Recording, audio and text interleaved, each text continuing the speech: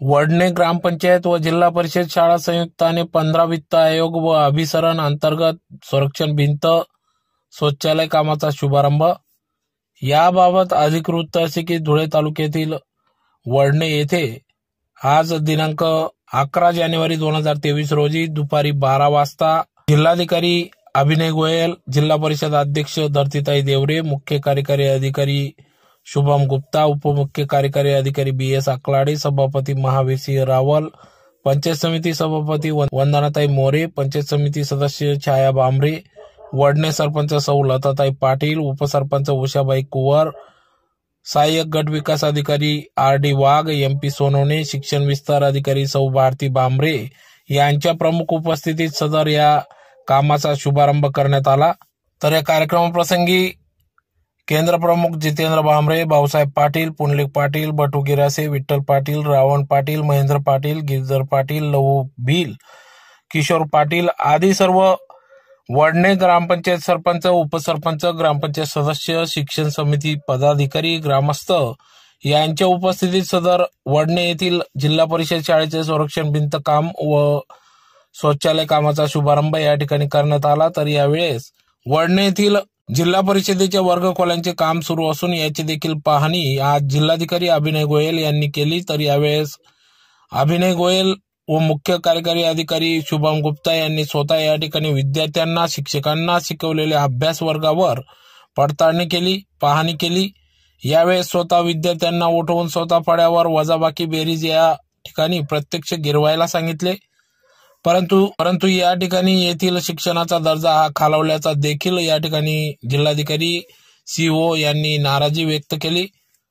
तर सर्व विद्यार्थ्यांना यापुढे उत्तम दर्जाचे शिक्षण मिळावे, त्यांना व्यवस्थित शिकवण्यात यावे, शिक्षकांनी जातीने लक्ष घालावे, त्याचबरोबर पालकांनी देखील आपली जबाबदारी ठेवत विद्यार्थ्यांचा, पाल्यांचा अभ्यास घरी करून घ्यावा। त्याचबरोबर शिक्षण समितीने देखील या जिल्हा परिषद शाळेच्या शिक्षकांवर, विद्यार्थ्यांवर लक्ष केंद्रित करून विद्यार्थ्यांना उत्तम दर्जाचे शिक्षण द्यावे, त्यांची पटसंख्या वाढावी यासाठी प्रयत्नशील राहावे असे देखील त्यांनी सांगितले।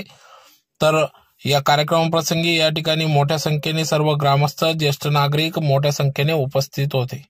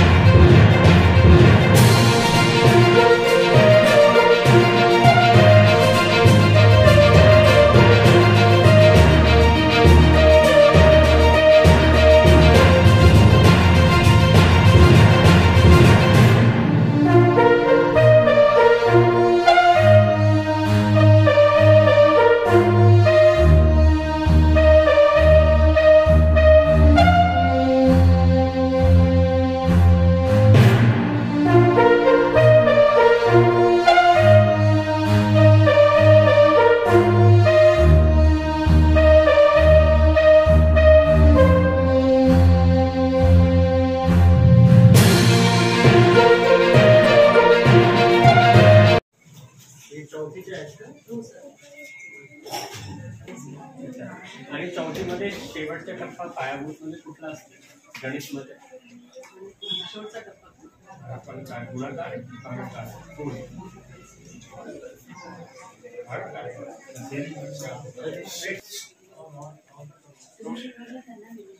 कधी केलं सप्टेंबर त्याच्यानंतर मग त्यानंतर काय वाढले सप्टेंबरच्या पहिल्या फोर्थ मध्ये तर मेजॉरिटी बेरीजवरच आहे आणि बाकी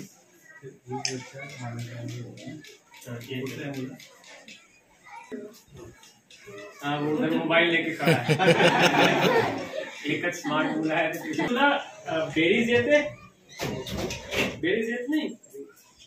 बेरीज 2+2 वाला पाहिजे त्याने होगा।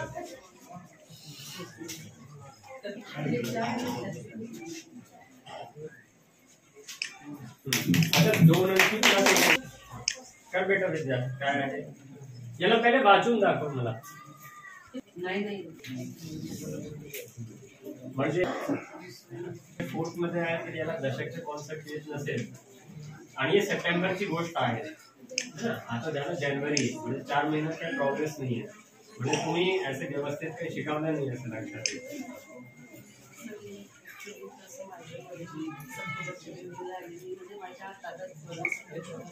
असू द्या मॅडम, आता 4 महिने झाले गेले पाहिजे होते ना, म्हणजे झालेलं बाकी आले.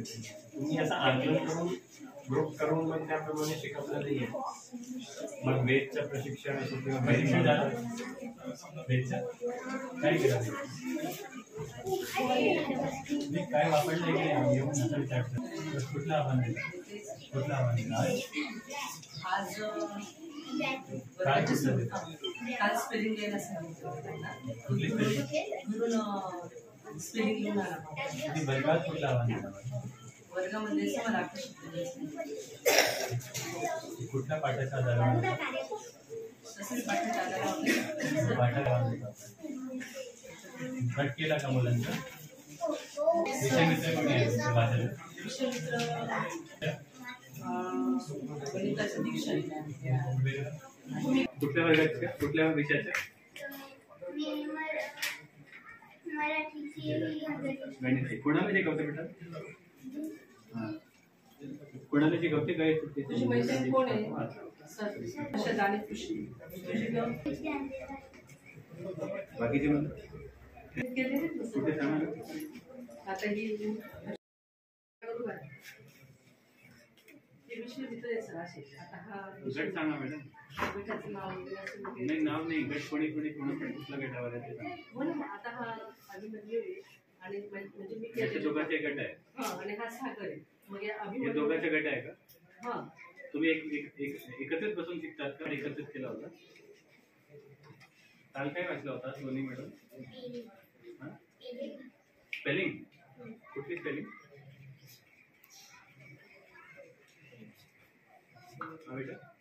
अरे घाबरू नका, व्यवस्थित सांगा, घाबरू नका. काय वाचन करत ऍपल एकत्रित वाचली की वेगवेगळी वाचली, वेगवेगळी केली, एकत्रित नाही वाचली ना. अभिमन्यू वाचन येते तुला, वाचताय मराठी पुस्तिका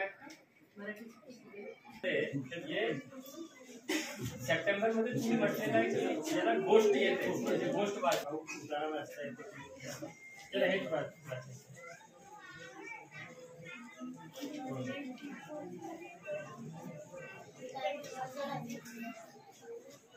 नाही अरे ते काय म्हटलेलं अक्षर भाषा काय आहे त्याला अक्षर, हा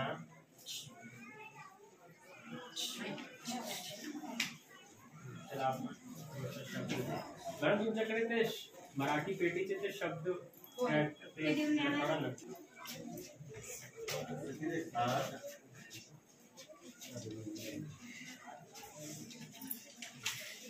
वाचता येते का बेटा,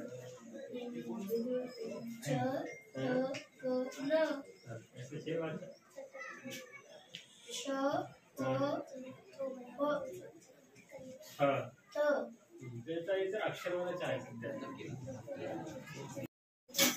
आपल्याला उद्देश काय होता की आपण आकलन करायला पाहिजे कुठे आहे मुलं आणि मग कुठे घेऊन जायचे, आणि त्याच्यात आपलं सप्टेंबर पासून काहीच इम्प्रुव्हमेंट नाही आहे. सप्टेंबर मध्ये तुम्ही म्हटलेला गोष्ट वाचता येते, अक्षरी वाचता येत नाही, म्हणजे आणखी कमी झालेला आहे याची गुणवत्ता. 4 महिने म्हणून काय प्रयत्न करतात तेवढा तर सांगा. असं चाललंय की पहिली गोष्ट माझी सिच्युएशन लहान वर्गात बसते बिल्डिंग मोठी, आणि आमचे जे माझा जो वर्ग आहे त्याला मी जसं तुम्ही विषय सांगताना तसं मी ज्यांना वाचता येत नाही त्यांना बाराखडी वगैरे कानाचे शब्द, विलांटीचे शब्द असे देते मी. आता 1-2 असे जे विद्यार्थी सोडले तर आता या मुलीमध्ये ते सांगायचं चालले देते मी आम्हाला.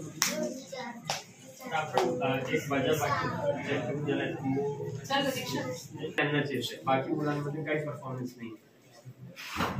मग तुम्ही शिक्षिका 2 मुलींची नाही ते चांगले करा तरी चांगली गोष्ट आहे, बाकी मुलांमध्ये प्रोग्रेस नाही ना मॅडम.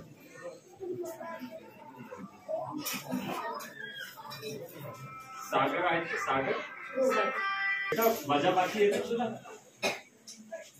एक वजाबाकी द्या बघून घेऊ.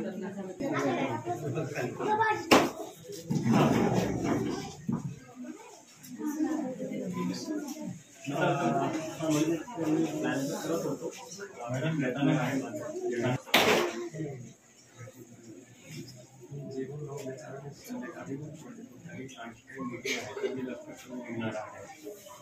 मग बघू त्यावेळी बघू नाही आपण ठरवूया कारण मी त्याचा विचार करत होतो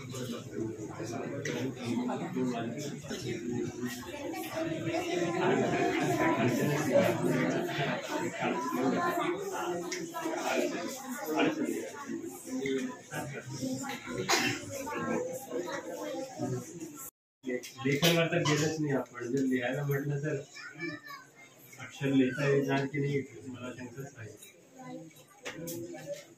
वाचन लेखन गणित मध्येही प्रारंभिक मध्येच आहे म्हणजे मूळ संख्या ज्ञान आणि बेसिक गरज आहे.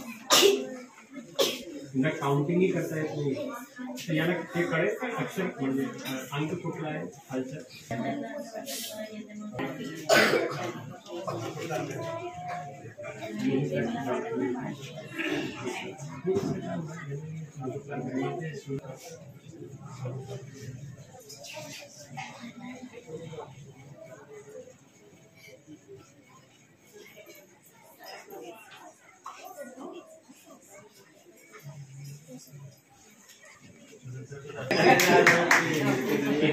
इथे ग्रामस्थ आहे तुमच्या पेमेंट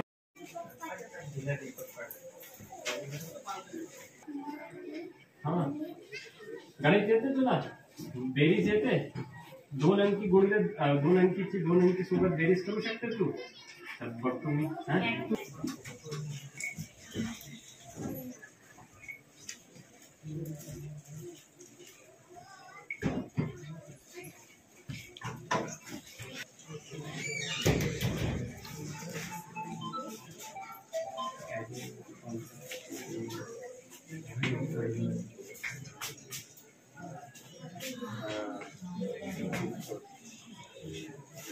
व्हेरी गुड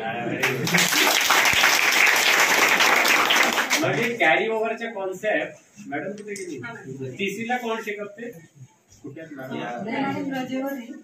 बर चौथीच्या मुलांना बेरीज तर शिकवणार कॅरी ओव्हरचे कॉन्सेप्ट आपण कैसे शिकवतो मॅडम समजा एक मुलं याला बेरीज येत नाही कुठली संख्या बेटा 39 मग 6 पेक्षा 9 ही संख्या मोठी आहे 9 मधून 6 जातील का 9 मधून बरं आता आपण समजा एखादी वस्तू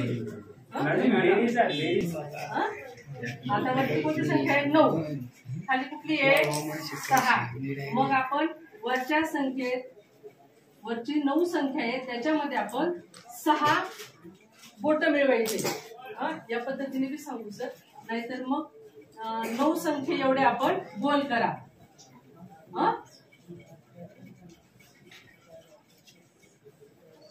आणि नंतर मग एखादी कोणती संख्या आहे 6 संख्ये एवढे गोल करा मग हे एकूण सर्व गोल मोजा आणि ती संख्या डाएट प्रमाणे जर 45 दिवसात आपण सगळे मुलांना असं लेवलवर आणू शकतो. असं लेवल म्हणजे मराठीमध्ये गोष्टर आणि गणितमध्ये गुणा नाही भागाकार ट्रेनिंग घेतलेलं आहे त्या पद्धतीने मॅडम मुलांबद्दल सांगा ना काय कुणाला किती मुलांना कुठल्या स्तरावर आणणार तेव्हा सांगा. मी आता 24 कोड आहे माझा पूर्ण अभ्यास करते सर आणि जे समजा आता शाब्दिक स्तर आहे तर मी प्रयत्न करेन की वाक्य वाचन कसं करतील असं आणि वाचनमध्ये जे असतील तर त्यांना मी उपक्रम किंवा माझ्या पुस्तकांचा आधार घेऊन त्यांना उतारा वाचन वगैरे मार्च शेवटचे मार्च पर्यंत 31 मार्च पर्यंत सगळे मुलं तुमचे शेवटचे स्तरावर आले पाहिजे. आपण 31 मार्च म्हणजे मार्च संपला की आपण परत येऊ बघायला की तुमचे किती मुले शेवटपर्यंत आले म्हणजे दीक्षा आणि त्या भूमिका ते तर खूप पुढे गेली पाहिजे. प्रयत्न दिसत नाही मला. तुमच्या आकलन कुठल्या मुला कुठे आहे, मुलाला काय जमते काय नाही जमते, काय मुलांना बोर्डवर जमते, काय मुलांना वहीवर जमते, काय मुलांना खेळाच्या माध्यमातून जमते. करावं लागेल, करावं लागेल. त्यांचं काय निरीक्षण आहे? त्यांचा फक्त शासकीय काम आहे का? मग याच्यात काय लक्ष दिलं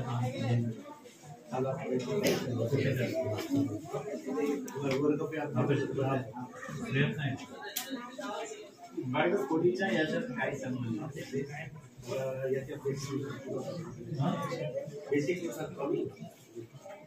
आणि आतापर्यंत तुम्ही काय केलं तो विचारतोय, आता काय करणार तसं नाही विचारतोय.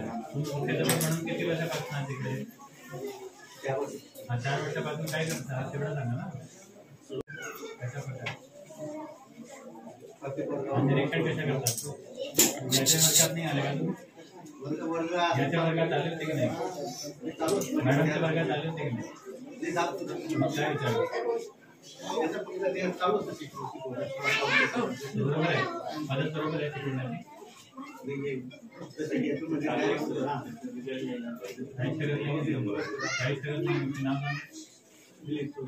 काहीच करत नाही.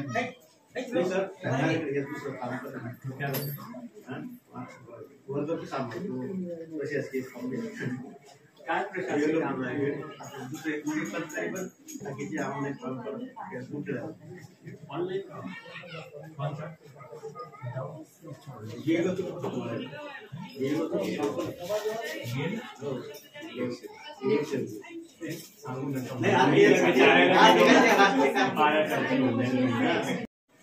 मग मी स्टार्टिंग पासून सुरू करणार. BLO ॲप काय, वोटर हेल्पलाईन ॲप काय, BLO व्हेरिफिकेशनचं टॅब कुठे असते, कॅश उघडावं लागते, म्हणजे फारच अडचण होऊन जायची. ते ग्रामस्थांनी थोडंफार सांगायचे की मुख्याध्यापक आणि मॅडम सगळे नेहमी येतात का? मुख्याध्यापक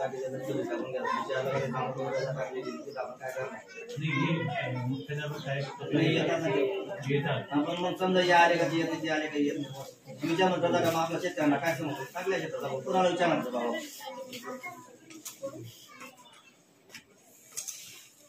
परिस्थिती खराब आहे. आता टार्गेट तुम्हाला दिलेलं आहे मार्च एंड पर्यंत तुम्हाला सर्वांना शेवटच्या टप्प्यापर्यंत आणायचं. दररोज यायचे, शिकवायचे, ग्रुप करायचे, पालकांनाही इन्व्हॉल्व करा. पालकांनाही थोडं विनंती राहील की जेव्हा मुलं घरी येतात तुम्हाला शाळावरून थोडंसं त्यांना अभ्यास करायला बसवा, है ना. ते अभ्यास करावा लागेल. एक प्रश्न विचारायचे, मुख्याध्यापक किती तासासाठी यायचे असतात शाळेत?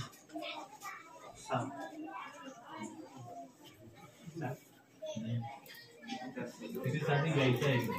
शिकवायचं नाही, तुम्ही ते शिकवत नाही ना. किती तासासाठी यायचं आहे? म्हणजे शाळेत किती तासासाठी यायचे?